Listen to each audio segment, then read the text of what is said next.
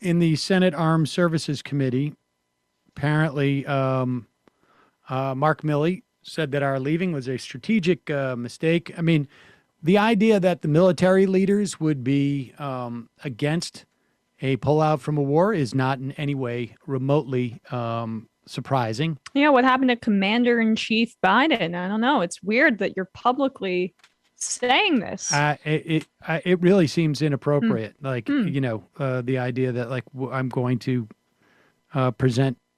You don't have other staffers or people who work for the president talk about what their advice was. But meanwhile, by the way, if it was a surge, he'd be testifying in Congress, talking about the bravery and the leadership of Commander-in-Chief. But I digress. Here is Elizabeth Warren questioning Defense Secretary Lloyd Austin. Austin, knowing what you know now, if we had stayed in Afghanistan for another year, would it have made a fundamental difference?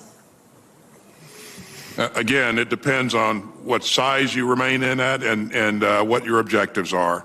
There are a range of possibilities, but if you stayed there at